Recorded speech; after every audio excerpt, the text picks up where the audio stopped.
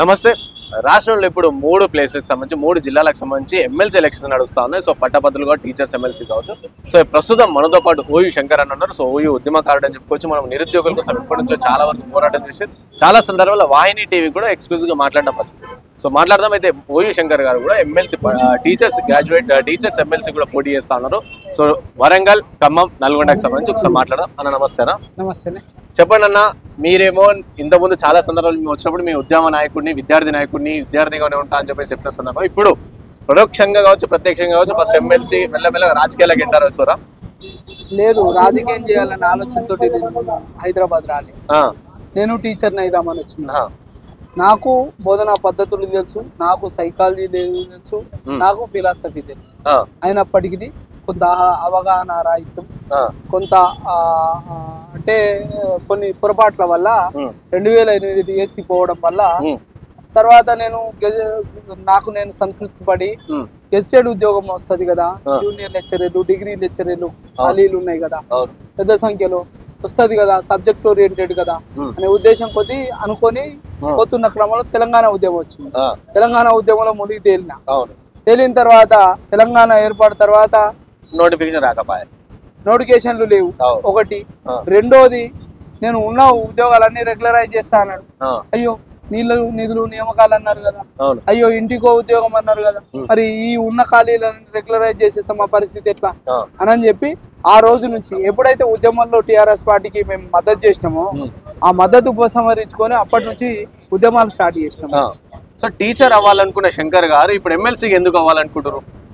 Yes, ఏదైతే regularisation అనే అంశం ఉందో ఇది రెగ్యులరైజేషన్ చేయడం వల్ల ఉన్న పోస్టులు మొత్తం రాష్ట్ర వ్యాప్తంగా ఉన్న ఖాళీలన్నీ రెగ్యులర్ అయిపోతే మిగతా విద్యార్థులకు నాలాంటి వాళ్ళకు భవిష్యత్ తరాలకు శనాఘాతం అవుతుంది కదా, ఇది నాపాలే కదా అనే ఉద్దేశం కొద్ది ముందుకెళ్తున్న క్రమంలో మళ్ళీ వెనుకకు తిరిగి చూసుకోవడం జరగలే.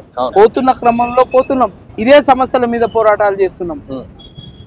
ఇంత పోరాటం చేసే నేను, ఇన్ని అంశాల పట్ల అవగాహన ఉన్న నేను, మరి ఒక రాజకీయ పదవి అనే ఊతంతో ఇంకా మెరుగైన సర్వీస్ ఎందుకు చేయకూడదనే ఆలోచన వచ్చింది. కాబట్టి ఖచ్చితంగా మీలాంటి మీడియా వాళ్ళు కూడా మీరు వీళ్ళ కోటేయండి వాళ్ళ కోటేయండి అని చెప్పడం కంటే మీరు ఎందుకు పోటీ చేయలేకపోతున్నారని ఒక క్వశ్చన్ రైజ్ చేసింది. కాబట్టి ఖచ్చితంగా ఇది గ్రాడ్యుయేట్ పెద్దల సభ. ఈ లెజిస్లేటివ్ కౌన్సిల్ లో నాలాంటి వాళ్ళు ఉంటే ఇంకా మెరుగైన సేవలు అందించవచ్చు అనే ఉద్దేశం కొద్దే నేను నామినేషన్ వేయాలనుకున్నా. కానీ నేను ఎప్పుడు రాజకీయ నాయకుడిని అయితే అనే ఆలోచన లేదు. ఆ భావన కూడా ఒకవేళ నేను అయినా నాకు ఆ భావన ఉండదు. ఎందుకంటే రాజకీయ నాయకుడికి ఇచ్చేది కూడా 6 ఏళ్ల సర్వీస్ పదవి. ఈ లెజిస్లేటివ్ కౌన్సిల్ అయితే లెజిస్లేటివ్ అసెంబ్లీ ఏదైతే ఉంటుందో 5 ఏళ్ల పదవి. 5 ఏళ్ల పదవికి మనం ఇవ్వలేం. ప్రజలు మనల్ని ఓట్లేసి గెలిపించుకున్నారు కాబట్టి మనం ప్రజలకు సర్వెంట్లం. వాళ్ళ సర్వీస్ కోసం మనల్ని ఒక రిప్రజెంటేటివ్ గా అసెంబ్లీ కానీ శాసన మండలికి కానీ పంపిస్తున్నారు. కాబట్టి ఇలా వాళ్ళకు సర్వెంట్లమే కానీ మనకు అదనంగా 2 కొమ్ములు రావు, మనకేం అదనంగా ఒరిగేది ఏముంటుంది. అంటే చాలా మంది అన్న రాజకీయాలకు రాకముందు కావచ్చు, రాజకీయాలు వచ్చే ముందు కావచ్చు, అందరు కూడా ఇది అంటారు, మేము పబ్లిక్ సర్వెంట్, పబ్లిక్ కి సర్వీస్ చేయడానికి వస్తున్నాం అని చెప్పి చెప్తారు. తర్వాత ప్లేట్ మార్చేసిన సందర్భాలు. సో మిమ్మల్ని ఎట్లా నమ్మాలని అంటే ఇప్పుడు మీరు కూడా చెప్తున్నారు 2009 నుంచి ఈ రోజు వరకు నన్ను ఇంటర్వ్యూలు చేస్తున్నారు కదా, ఏమన్నా మారిందా? వ్యవస్థ మారిందా? మారలేదు కదా. వ్యక్తిత్వం మారలేదు, వేషధారణ మారలేదు, ఏది మారలేదు కదా.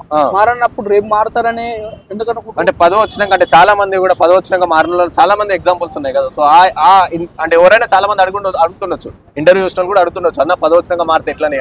సో నేను అడుగుతున్నా, ఇప్పుడే అడుగుతాను, పదవి వచ్చినాక మారితే ఎట్లా అన్న? అట్లా మారుతారు. నేను డౌన్ ట్రేడ్ నుంచి వచ్చిన, నేను ఆ మూలాలు మర్చిపోలే. నేను కింది వెనకబడిన తరగతుల నుంచి వచ్చిన వాడిని. మారతారని ఎట్లా అనుకుంటారు? రాజకీయ నాయకులకి మార్గదర్శకం ఎట్లా చేయాలో ఆ మార్పు అయితే వస్తుంది. ఈ నా వ్యక్తిగతంగా మార్పు రాదు. ఇలా రాజకీయ నాయకుడు ఎట్లుండాలి, ప్రజలకు ఏ రకంగా సేవ చేయాలి, పక్కోడు నాలంటోని చూసి నాకు ఇలా అమరావతి మహారాష్ట్ర అమరావతిలో నవరీత్ రాణా అని ఉంటాడు. పొద్దుగా లేస్తే ప్రజల కోసం పోతాడు. 5 సార్ల ఇండిపెండెంట్, ఒకసారి మంత్రి, ఆ రాష్ట్రానికి మంత్రి, కేబినెట్ మినిస్టర్. సో ఆయన లాగా పనిచేయాలి. ఆదర్శం అంటారా? ఆయన లాంటి నాకు ఆదర్శం. ఒక ఇండిపెండెంట్ మళ్ళా ఏ పార్టీకి లేడు, ఇండిపెండెంట్ 5 సార్లు గెలిచిండు. అలాంటి వాళ్ళకి కదా, అలాంటి వాళ్ళ లాగా కదా మనం మార్గదర్శకంగా ఉండాల్సింది. ఇలా హంగులు ఒకవేళ మీరు ఓటేసి గెలిపిస్తే ఇలా హంగులు ఉంటాయి, ఆర్భాటాలు ఉంటాయి, ప్రోటోకాల్ ఉండదు, మీరు రావడానికి నా దగ్గర ప్రోటోకాల్ ఉండదు, నాకు సెక్యూరిటీ కూడా ఉండదు, నా జీతం ఇస్తారు, భత్యం ఇస్తారు, నాకు అన్ని అలవెన్స్ ఇస్తారు. మీకు నేను మీ సర్వెంట్ని 24 hours నా తలుపులు డోర్లు తెలిసి ఉంటాయి. ఎందుకంటే ఉపాధ్యాయుడు లేకపోతే ఉద్యోగికో ఒక కాలం ఉంటది. పొద్దుగాల 9 గంటల నుంచి 5 గంటల వరకు డ్యూటీ. కానీ రాజకీయ నాయకుడు 24 hours సర్వీస్, అది 24 hours ఎమర్జెన్సీ సర్వీస్ అది. సో కాబట్టి ఆ ఎమర్జెన్సీ సర్వీస్ ఎట్లుండాలో నాలాంటి నియామకం చేస్తే పక్కోడు ఎట్లా ఒళ్ళు వంచుకొని పని చేయాలనో చూపెడతా నేను. సో అన్న గ్రాడ్యుయేట్ ఎమ్మెల్సీ అంటే విద్యార్థులకు సంబంధించిన సమస్యలు. సో మీకు ఆల్రెడీ విద్యార్థులకు సంబంధించిన సమస్యలు చాలా ఎక్కువ తెలుసు, అది అందరికీ తెలుసు. సో ఇప్పుడు టీచర్స్ సంబంధించిన టీచర్స్ ఎలక్షన్ ఎమ్మెల్సీ ఎలక్షన్స్ ఇవి. సో టీచర్కి సంబంధించిన ఏమో టీచర్గా పనిచేసిన వాళ్ళకి చాలా వరకు ప్రాబ్లమ్స్ నాకు తెలుసు అని చెప్పి చాలా సందర్భాలు ఇప్పుడు పోటీ చేసిన ఎమ్మెల్సీ అభ్యర్థులు కూడా అదే చెప్తారు, నేను ఒక టీచర్ని, సో నాకు టీచర్ల సమస్యలు తెలుసు అని. సో మీరు టీచర్ కాదు, సో మీకు ఏ విధంగా తెలుసు అన్న టీచర్ల సమస్యలు ఏం తెలుసు అంటే మీరు ఏం చెప్తారు? నా ఇంట్లో ఒక టీచర్ ఉన్నాడు, నేను టీచర్ని కావాలనుకున్నా, టీచర్ల సమస్యలు నా దగ్గరికి వచ్చినాయి. వాళ్ళని ఒకసారి మీ ఛానల్ ద్వారా పిలిచి డిబేట్ పెట్టండి. 1982 ఎడ్యుకేషన్ యాక్ట్ వచ్చిన తర్వాత ఏమేం రిఫార్మ్స్ జరిగినాయి, ఏమేం జీవోలు ఉన్నాయి, ఏమేం చట్టాలు ఉన్నాయి, రమ్మన్నూరి చర్చ పెట్టమన్నూరి. నాతో పాటు టీచర్ల బాధలు వాళ్ళకి తెలుసు, నేను కాదన్నా, వాళ్ళతో కలిసి పని చేసిండు, నేను కాదన్నా. మరి టీచర్ల బాధలు తెలిసిన వాళ్ళు అయితే ఇలా 302 జీవో ద్వారా ఒక స్కూల్ అసిస్టెంట్కి జూనియర్ కాలేజ్ లెక్చరర్ ప్రమోషన్ ఉండే. మరి 223 జీవో ద్వారా స్కూల్ అసిస్టెంట్ ప్రమోషన్లు ఎందుకు ఆగినాయి? నీకు బాధనే తెలుసు కదా. ఆ జీవో ఎందుకు రద్దు కాలే? ఎందుకు 50% కోట ప్రమోషన్లు రాలే? ఇలా మన ఫండమెంటల్ రైట్ ని నువ్వు కాదు, సహచర ఉపాధ్యాయుడిగా ఉండి నువ్వు సహచర ఎమ్మెల్సీని చేసిన నువ్వు వాళ్ళ హక్కులను కాల రాసినావు కదా, నీకేం తెలుసు వాళ్ళ బాధ? నీకేం తెలుసు? ఇలా నువ్వు ఒక టీచర్గా వేను, ఇలా ప్రైవేటు పాఠశాలల్లో, ప్రైవేటు కళాశాలల్లో ఇలా గవర్నమెంట్ టీచర్కి ఎంత సాలరీ ఇస్తారో అంత సాలరీ ఇవ్వాలని ఎడ్యుకేషన్ యాక్ట్ చెప్తుంది. ఈ జడ్జిమెంట్ సుప్రీంకోర్టు జడ్జిమెంట్ చెప్తుంది. ఎందుకు ఇప్పించలేకపోయారు? టీచర్ల బాధ తెలుసు కదా, ఇప్పటి వరకు ఎమ్మెల్సీ టీచర్ల బాధ తెలుసు కదా. సరే, ఇలా ఇంట్లో రోగమో నొప్పో బాధనో అవుతుంది, ఈహెచ్ఎస్ కార్డు అని ఇచ్చిర్రు, అది ప్రహసనంగానే ఉంది. ఇలా అది ప్రహసనంగానే కనిపిస్తుంది. ఇలా ఏ కార్పొరేట్ హాస్పిటల్కైనా ఇలా ఉచిత వైద్యం దొరుకుతలేదు. ఎందుకు ఇయ్యరు? అదే పోలీస్ డ్యూటీ చేసే సహచర పోలీస్ అన్నలకి, సహచర ఉద్యోగులకి ఈహెచ్ఎస్ కార్డు ఉంది, అది అమలు అవుతుంది. అది ఎందుకు అమలు అవుతలేదు? అంటే వాళ్ళు చేసేది గవర్నమెంట్ జాబే, మళ్ళీ మీరు చేసేది గవర్నమెంట్ జాబే. ఎందుకు అమలు అవుతలేదు? మీరు ఎందుకు జేబులకు వెళ్ళి డబ్బులు పెట్టాలి? మీరు ఎందుకు ఆఫీసులో చుట్టూ తిరిగి రియంబర్స్మెంట్ పెట్టాలి? ఇలా నేను అది అనుభవించిన కాబట్టి బరాబరి నేను అనుభవించిన కాబట్టి అట్లాంటి ప్రాబ్లం వాళ్ళు ఎదుర్కోవద్దని ఆలోచిస్తాను నేను. నువ్వు సహచరుడు ఉండి ఇలా ఇది జియో నెంబర్ 16 ఇది ఒక్కసారి క్లోజ్ లో చూపించు. ఈ జియో ఎందుకు వచ్చింది? ఈ జియో ఎందుకు రద్దు కాలే? 2007లో ఎమ్మెల్సీలు రీఆర్గనైజ్ చేయబడ్డాయి. ఎమ్మెల్సీ అంటే ఎట్లాంటి తయారైంది అంటే అది రాజకీయ పునరావాస కేంద్రం. 6 వేలు లాంటిదే. 6 వేలు కాదు, ఆయుధం చట్టసభలలో పెద్దల సభలో ఉండే ఆయుధం అది మంచోని చేతిలో పెడితే ఎక్కడ వేటేయాలనో అక్కడ ఇస్తుంది. చెడ్డవాళ్ళని మూర్ఖుల చేతులు వేస్తే ఇట్లనే ఉంటది. విద్యా వ్యవస్థ సమూలంగా నాశనం అయిపోతుంది, విద్యా వ్యవస్థ కూలిపోతుంది, ఇలా కుప్ప కూలిపోతుంది, విలువలు పోతున్నాయి విద్యా వ్యవస్థలో. మరి మీరు ఇన్నేళ్ల నుంచి నాయకులు కదా, ఈ సమస్యలను ఎందుకు పరిష్కరించలేకపోయారు? ఈ సమస్యలను ఎందుకు పరిష్కరించలేకపోయారు? ఇలా ఇంకోటి, ఇగో విద్యా వ్యవస్థలో ఎక్కువ శాతం విద్యా వ్యవస్థలో జియో నెంబర్ 16 ద్వారా బ్యాక్ డోర్ నుంచి ఏవైతే నియామకాలు జరిగినాయో వాళ్ళు రెగ్యులరైజ్ చేయమని చేస్తే నీకు బాధలు తెలుసు కదా. ఈ బ్యాక్ డోర్ నుంచి వచ్చిన వాళ్ళు ఉన్న ఉద్యోగులకి ప్రతిబంధకంగా తయారవుతారు. వాళ్ళ ప్రమోషన్ లో ఏదైతే రావాల్సిన ఫలాలను అడ్డుకుంటారు అనే ఉద్దేశం లేకుండా రాత్రి జియో చేస్తే ఈ జివోని ఒక్క సంఘ నాయకుడైనా ఒక్క ఎమ్మెల్సీ అయినా ఖండించలేదు. వీళ్ళని వీళ్ళకి వాళ్ళు సపోర్టు, వాళ్ళకి వీళ్ళు సపోర్టు. ఇప్పుడు మద్దతు ఇచ్చుకుంటున్నారు ఒకళ్ళకొకరు సంఘ సహాయం. మరి నువ్వు సహచర సంఘ నువ్వు ఎమ్మెల్సీవే కదా, నువ్వు సహచర ఉపాధ్యాయునివే కదా, ఇది ఎందుకు రద్దు చేయలేకపోయినా? ఇలా ఆ బ్యాక్ డోర్ ఎంప్లాయ్మెంట్ లో కూడా రూల్ ఆఫ్ రిజర్వేషన్ పాటించమన్నారు. 2010 వరకు ఎలాంటి రూల్ ఆఫ్ రిజర్వేషన్ పాటించలేదు అని ఆర్టీఐ కింద మనకి ఇన్ఫర్మేషన్ ఇచ్చింది. ఇట్లాంటి విద్యా వ్యవస్థల ఇట్లాంటి ఉపాధ్యాయులు కావాలా మనకు, ఇట్లాంటి ఉపాధ్యాయులు కావాలా మనకు. మరి వీళ్ళు ఎందుకు అడ్డుకోలేదు? సరే మీకు సాత కాలేదు, మీరు అడ్డుకోలేదు. నాలంటోడు ఇగో ఇంతమంది ఫేక్ మెంబర్స్ ఉన్నారని సిఐడికి ఇచ్చిన. సిఐడికి ఇస్తే ఆర్జేడి అనేట ఆమె ఇమ్మీడియట్ గా యాక్షన్ తీసుకోవాలి కదా, తీసుకోవాలి. ఆమెనే ఆపుతుంది. దీన్ని ఎందుకు క్వశ్చన్ చేస్తలేరు? దీనికి ఒక ఎమ్మెల్సీ నాయకుడు పోయి వీళ్ళ మీద చర్యలు తీసుకోవద్దు, వీళ్ళు ఇట్లనే కొనసాగించాలంటారు. మరి ఏమన్నా ఇన్ని సమస్యల పైన మీరు ప్రత్యక్షంగా కావచ్చు పరోక్షంగా కావచ్చు తెలుసో తెలియదో మన పక్కన పెడితే, సో ఇన్ని సమస్యల పైన కొట్లాడుతున్న మీరు సో ఇప్పుడున్న అక్కడ వరంగల్, నల్గొండ, ఖమ్మం సంబంధించిన వాళ్ళ టీచర్స్ వాళ్ళందరూ గుర్తించి మిమ్మల్ని ఓట్లు వేస్తారు అనుకుంటున్నాను. ఎందుకంటే వాళ్ళకి తెలుసు కాంట్రాక్ట్ వ్యవస్థ ఎప్పుడైతే రెగ్యులరైజ్ చేస్తానని అనుకున్నారో అప్పటి నుంచి శంకర్ అనేటోడు కొట్లాడుతుండు, నిస్వార్థంగా కొట్లాడుతుండు. రీసెంట్ గా హైకోర్టులో జడ్జిమెంట్ తేవడం జరిగింది, రేపు సుప్రీం కోర్టులో జడ్జిమెంట్ తేవడం జరిగింది. ఇలా 223 జీవో ఏదైతే స్కూల్ అసిస్టెంట్లకు ప్రమోషన్ ఇచ్చే 223 జీవో లీగల్ ప్రొసీజర్ స్టార్ట్ అయింది. ఇలా మేము కానీ కొన్ని ఉపాధ్యాయ సంఘాలు కలిసి ఇలా దాన్ని రద్దు చేయించడానికి లీగల్ ప్రొసీజర్ ఎన్నిక కాకముందే మొదలైంది. ఇలా ఏదైతే ప్రెసిడెన్షియల్ ఆర్డర్ తీసుకొచ్చిండ్రు, ప్రెసిడెన్షియల్ ఆర్డర్ రద్దు కోసం ఇలా ఆర్గ్యుమెంట్ ఉంది. నేను వేసిన కేసు ఆర్గ్యుమెంట్ ఉంది. ఇలా ప్రెసిడెన్షియల్ ఆర్డర్ అక్రమంగా అన్యాయంగా ఒకసారి లోకల్ క్యాడర్ ఆర్గనైజేషన్ అయిన తర్వాత రెండోసారి రీఆర్గనైజేషన్ చేయకూడదు. అయితే ఇంత పార్లమెంట్ ఇవ్వాలి, లేదంటే రాష్ట్రపతి ఇవ్వాలి. కానీ అసెంబ్లీలో బిల్లు పాస్ చేసి రాష్ట్రపతి ఆమోదం తీసుకొచ్చిండ్రు. దాని ద్వారా తల్లికి, బిడ్డకు,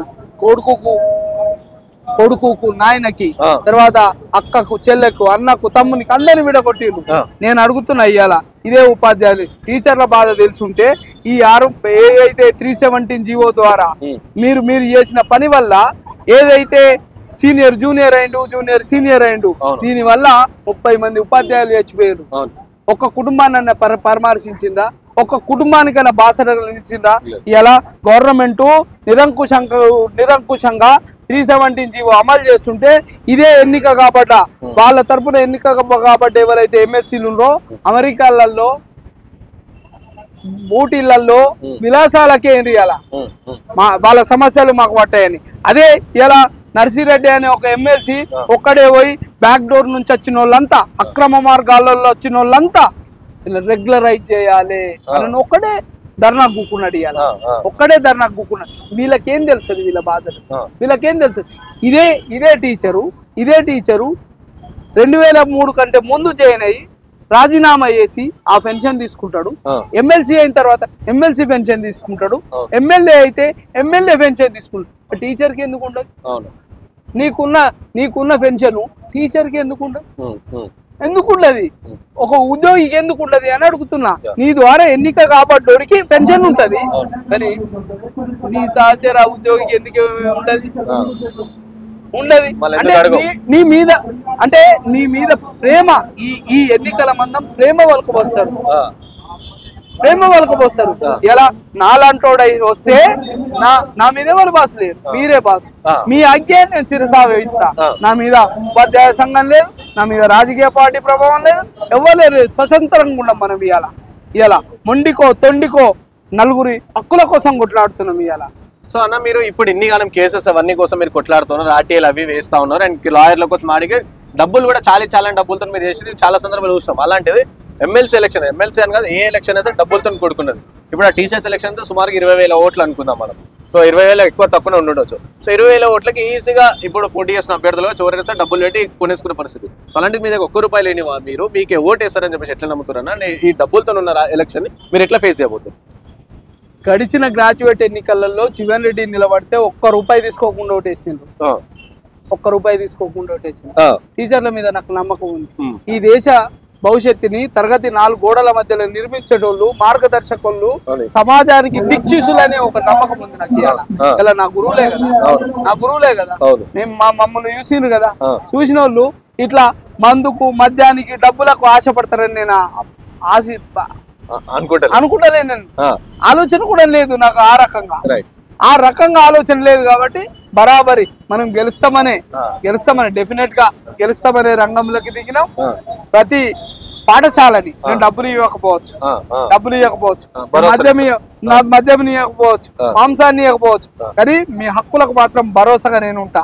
ఒకవేళ మీరు గెలిపించిన తెల్లారి ఇలా మీరు ఇచ్చిన పోస్ట్ కి నాకు మీరు ఇచ్చే అలవెన్సెస్, జీతము, బత్యము, టీఏ, డిఏ ఇవన్నీ ఏవైతే ఉంటాయో అన్ని కలుపుకొని నాకు 2 లక్షల పైన 1 లక్ష రూపాయలు ఇలా కార్పస్ ఫండ్ పెట్టి నేను ఇలా కేసులు వేస్తే డబ్బులు సాలక తినక ఇబ్బంది పడుతున్నా. నా బాధలు ఇంకోలు పడద్దు. అందులోకి వెళ్ళి 1 లక్ష రూపాయలు కార్పస్ ఫండ్ పెట్టి అవే పైసలతోటి వాళ్ళ సమస్యలు పరిష్కరించడానికి పోరాటం చేస్తా. ఇలా ఏ ఒక్క అంటే మనకి ఇలా స్వార్థం లేదు. వాళ్ళకి సర్వీస్ ఇస్తున్నాం, వాళ్ళు మనల్ని ఎన్నుకుంటారు, రిప్రజెంటేటివ్ వాళ్ళ సర్వీస్ ఇస్తాము అంతే తప్ప కానీ ఇలా ఏ ఆస్కారం ఉండదు. తప్పుడు పనులకు నన్ను గెలిపిస్తే తప్పుడు పనులకు నేను ఎక్కడ పెట్టెంటుకుంటా మిగతా నాయకుల్లాగా.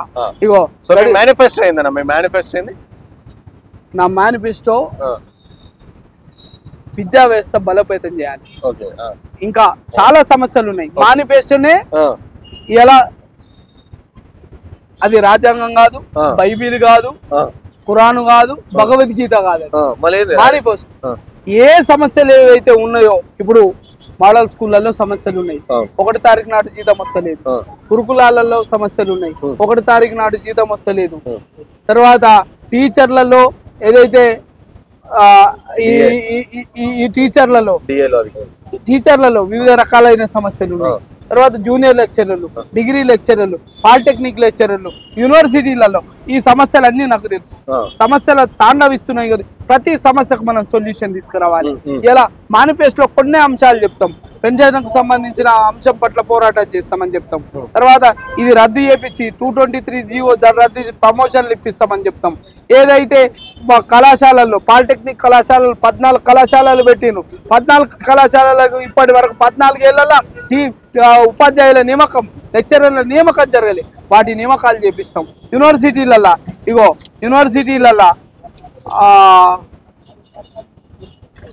ఏవైతే సమస్యలు లేమితోటి కొట్టుమిట్టాడుతున్నాయి యూనివర్సిటీలల్లో, బోధన సిబ్బంది, బోధనేతర సిబ్బంది లేకుండా ఇబ్బంది పడుతున్నాయి. వీటిని నేర్పిస్తాం. ఎందుకంటే గతంలో 80,000 గత ప్రభుత్వాన్ని 80,000 ఉద్యోగాలు నేను కొరివి బాలకృష్ణ అనే ఒక 2 మిత్రులను కలిసి శాంక్షన్ పోస్టులు దీర్ఘకాలికంగా వెకెట్ ఉండకూడదు అని ఉన్నది అనే సుప్రీంకోర్టు జడ్జిమెంట్ ఆధారంగా చేసుకొని ఇలా 80,000 ఉద్యోగాలు వేయించినాం. ఇట్లాంటి ఉద్యోగాలు వేయించుడు పెద్ద సమస్య కాదు మనకి. ఇలా పెద్ద సమస్య. అదే ఒక అధికారం నీకు తోడైతే అద్భుతంగా పనిచేయగలుగుతామని నమ్మినాం కాబట్టి బరాబరి ఖచ్చితంగా నియామకాలు చేపడతాం. ఇలా సంఘాలను స్ట్రెంథెన్ చేస్తాం. నియామకాలు చేపించి వాళ్ళ సంఘాల సంఖ్యని, వాళ్ళ పరిభారాన్ని ఒత్తిడిని తగ్గించే ఏర్పాటు చేస్తాం. ఇలా గురుకులాలలో కానీ, తర్వాత మోడల్ స్కూళ్ళల్లో కానీ, ఇంక ఇతరత్ర రెసిడెన్షియల్ స్కూళ్ళల్లో ఒక్క వార్డెన్ లేదు. వార్డెన్ వ్యవస్థను పెట్టిస్తాం. ఇలా టీచర్ కి అవుతుంది అంటారా మీ యొక్క ఎమ్మెల్సీతో? ఎందుకంటే ప్రతి జిల్లాలకు సంబంధించి, ఉమ్మడి జిల్లాలకు సంబంధించి ఎమ్మెల్సీలు ఉంటాయి. సో మీ యొక్క ఎమ్మెల్సీతో ఇన్ని కాలం సమస్యలు తీరుతాయి అంటారా? శంకర్ అంటే ఒకడా 24,000 ఓట్లు ఒక్క ఇలా శంకర్ అనేటోడు గెలిస్తే ఇలా ఆ ఒక్క నియోజకవర్గానికే కాదు, ఆల్ ఓవర్ స్టేట్ లో ఉన్న టీచర్ వాళ్ళందరికీ రిప్రజెంటేటివ్ నేను ఇవ్వాలా. వాళ్ళందరికీ సర్వెంట్నే, వేరే కావచ్చు, ఇంకో ఎమ్మెల్సీ, ఇంకో నియోజకవర్గానికి ఇంకో ఎమ్మెల్యే కావచ్చు, కానీ మన పని వల్ల ఇలా ఈడ పని అయితే ఆడ పని అవుతుంది. ఆ రకంగా పని చేపిస్తా. ఆ ఎమ్మెల్సీని కూడా, ఈ ఎమ్మెల్సీ పని చేస్తే ఆ ఎమ్మెల్సీ కూడా ఒళ్ళు వంచుకొని పని చేయాలి. మనతోటి కలిసి బాటలో బాట రావాలి. లేదు అంటే ఇగో ఇట్లాంటి వాళ్ళని ఎన్నుకుంటే డిగ్రీ కాలేజీలు మూతపడతాయి, ఇగో బడులు మూతపడతాయి, యూనివర్సిటీలు మూతపడతాయి, మీకు ఫిట్మెంట్ రాదు, డిఏ రాదు, టీఏ రాదు, అడగారు కూడా ఫస్ట్ మీ మీ మీ ప్రమోషన్లు రావు, మీ స్పౌజులు ఉండయి, వాళ్ళకు నచ్చినోనికి పైసలు తీసుకొని పని చేస్తారు, నచ్చనోనికి చేయరు. సో కాబట్టి నాలంటూ అయితే నిస్వార్థంగా పని అవుతుంది.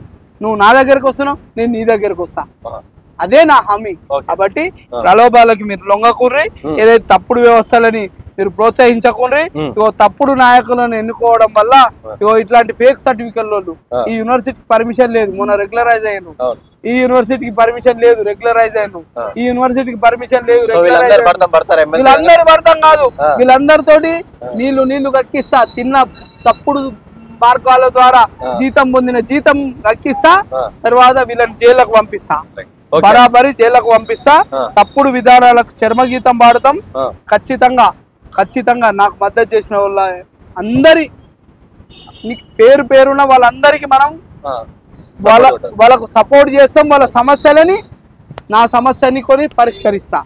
కాబట్టి మీరందరూ నా విజ్ఞప్తిని మన్నిస్తారని నేను మీ ఛానల్ వాహిని ఛానల్ ద్వారా పేరున ఎలా ఉపాధ్యాయుడు అంటే మార్గదర్శకుడు, ఆ మార్గదర్శకత్వాన్ని, ఆ సైలెంట్ ఓటింగ్ ని ఒక మంచోరి కోసం ఉపయోగించండి, చెడ్డ మూర్ఖుల కోసం ఉపయోగించండి విజ్ఞప్తి చేస్తున్నా.